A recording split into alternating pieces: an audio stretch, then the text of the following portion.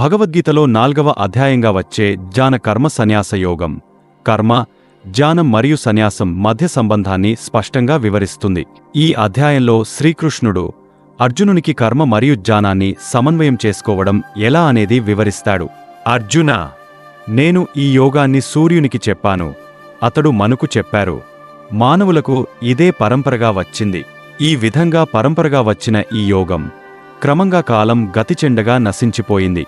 ఇప్పుడు నీవు నా భక్తుడివి, మిత్రుడివి కనుక నీకీ పాత యోగాన్ని నేను తిరిగ చెప్తున్నాను. అర్జునుడు ఆశ్చర్యపడి, నీ జననం ఇప్పుడే జరిగింది. సూర్యుడు చాలా ప్రాచీనుడు, నీకు ఆయనతో ఎలా సంబంధం అని అడుగుతాడు. కృష్ణుడు సమాధానంగా చెప్పాడు, నేను అనేక జన్మలు గడిపాను. నీవు కూడా అర్జునా, కాని వాటిని నేను గుర్తుపెట్టుకున్నాను, నీవు మాత్రం గుర్తుపెట్టుకోలేదు. ప్రజల మేలుకోసం ధర్మస్థాపనకే నేను యుగయుగాలకు జన్మిస్తుంటాను. ధర్మాన్ని స్థాపించేందుకు, అధర్మాన్ని నిర్మూలించేందుకు, సద్భక్తుల రక్షణకే నేను అవతరించుతాను. నన్ను యథార్థంగా తెలుసుకునే వ్యక్తి శరీరాన్ని విడిచిన వెంటనే ముక్తిని పొందుతాడు. అతడు నాకు శాశ్వతంగా చేరతాడు. వాస్తవాన్ని తెలుసుకున్న జ్ఞానులు శాంతంగా, భయభక్తులతో నన్ను సేవిస్తారు. వారు నిత్యం నా ధ్యానంలో ఉంటారు. ప్రతి వ్యక్తికి తను నన్ను ఎలాగా సేవించగలడో అలా నేనే తిరిగా ప్రతిఫలిస్తాను. జ్ఞానం మరియు కర్మ రెండూ పరమేశ్వరుని ద్వారానే స్థాపించబడ్డాయి. వీటిని అవగాహనతో చేసినవారే ఫలాన్ని పొందుతారు.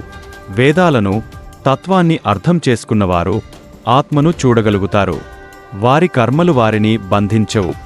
బ్రహ్మజ్ఞానాన్ని కలిగి ఉన్నవారు తమ కర్మలను సమర్పించి శాంతియుతంగా జీవిస్తారు.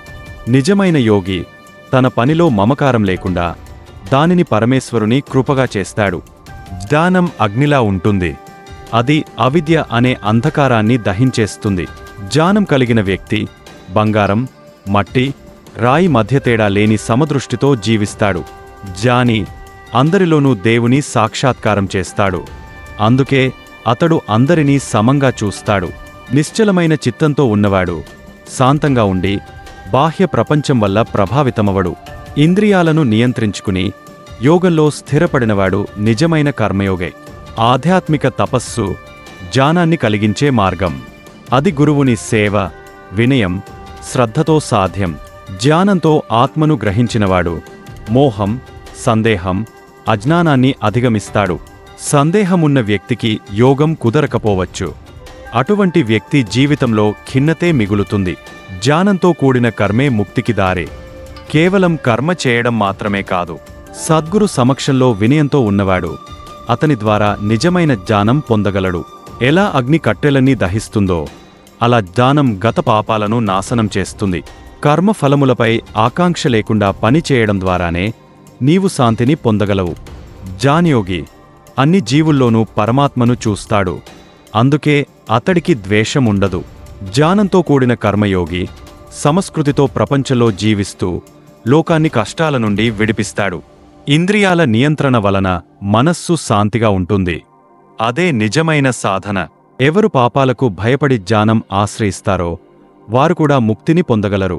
కర్మ చేస్తున్నవాడు కూడా యోగా అవుతాడు. అది జ్ఞానంతో చేస్తే. నీవు సందేహంతో బాధపడుతున్నావు, కాని ఆ సందేహాన్ని జ్ఞానం అనే ఖడ్గంతో కోయి. జ్ఞానం కలిగినవాడు శాశ్వత ఆనందాన్ని పొందతాడు. ఆయనకు మోహం ఉండదు.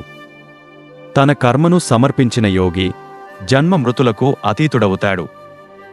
ఎవడు సన్యాసి అయినా సరే యోగం ద్వారా మోక్షాన్ని పొందగలడు. ఈ విధంగా జ్ఞాన కర్మ సన్యాస యోగం మనకు కర్తవ్యాన్ని చేస్తూనే ముక్తి పొందే మార్గాన్ని చూపిస్తుంది. కృష్ణుడి బోధన ద్వారా అర్జునుని సందేహాలు తొలగిపోతున్నాయి. అతడు ధైర్యంగా మారుతున్నాడు. ఇలా 4వ అధ్యాయం ముగుస్తోంది. జ్ఞానంతో కూడిన కర్మ ద్వారా మోక్షాన్ని పొందే మార్గం మనకు బోధించబడింది.